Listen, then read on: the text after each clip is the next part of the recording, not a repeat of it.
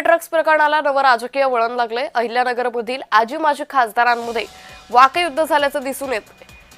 त्यामुळे पुणे ड्रग्स प्रकरणाला नवं राजकीय वळण लागल्याचं पाहायला मिळतंय। अहिल्यानगरमधील आजी माजी खासदारांमध्ये वाकयुद्ध सुरू झालंय। नेमकं हे प्रकरण काय पाहूया। शिरूरच्या कुरुंद गावातून 10 किलो वजनाचे ड्रग्स जप्त करण्यात आले। पोलिसांनी 20 कोटींची एमडी ड्रग्स तस्करी उघड केली।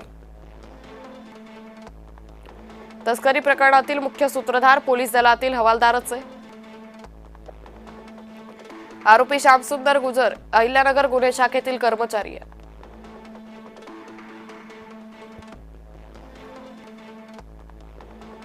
एसपींनी समाजापुढे एवढं मोठ्या 20 कोटीच्या ड्रग्सचं रॅकेट जेव्हा श्रीरामपूरमध्ये हे सगळे ड्रग्स जप्त झाले, तर या कॉन्स्टेबलनी त्या ठिकाणी 10 किलोचा रवा ठेवून 10 किलोचे ड्रग्स बाहेर काढले।